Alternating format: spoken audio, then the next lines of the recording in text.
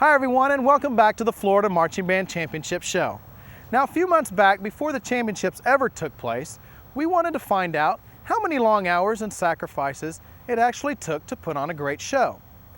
So we took the opportunity to visit a couple of schools and ask that very question. And what we found out was, great field or not, a band will do anything to ensure a great performance. When I sit in the stands as a spectator anticipating a band's performance, I don't think about the hard work and preparation that goes into the band's 8 to 10 minute show. But as I came to find out, it's not just a bunch of kids playing some music and marching around on the football field. Preparing for marching band season entails a lot of things. First of all, you've got students that you've got to put together, you've got to contact the students, you've got to set up a schedule, hundreds of hours of summer band camp, which is grueling in itself, 8 in the morning to sometimes 9, 10 at night, sometimes from 7 to 10 days. And you've got rehearsals that are like every day after school. Ordering the music, putting the music together, the hours that it takes to find out what you're going to do on the field, to take an audience and say, hey, wow, that was great.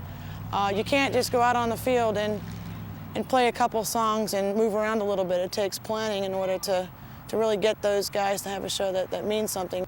So as fall arrives and a new marching band season begins, these young musicians, armed with their instruments, and the color guard with their rifles, swords, and flags in hand, set out to design a show that will thrill each and every audience. One of the hardest parts is what we're doing here, learning new sets and having to put it to music. That's probably one of the hardest things we have to do.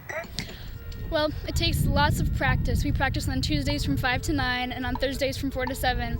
And every single practice we're working towards excellence. We never have a slack practice. We always are trying our hardest. And it takes just that pushing at all times. You can't just have a practice where you're relaxing and just going with the flow. You have to push at all times. Now the band goes into action, each member anticipating the hard work and long hours ahead of them, as well as the dedication and commitment he or she will have to give in order to make their efforts pay off. Well, when I was in 9th grade, it was kind of tough, but the more you work at it, the better you get. And I found that all this practice, it seems hard and it's hot out here once you get to contests, and all those people are in the stadium watching you, and it makes it all worth it.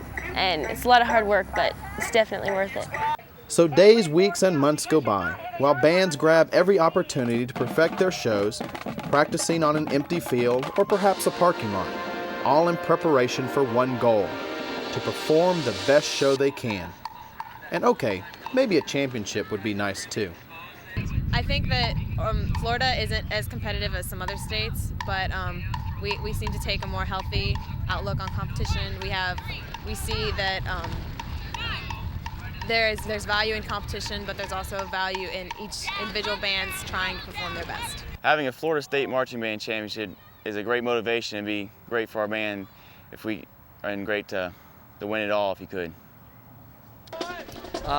Months of preparation, just tons of hours of work, money, parent help, kids. I mean, the main thing is just the hours that are put in. It's not about this week, it's about the last 4 or 5 months.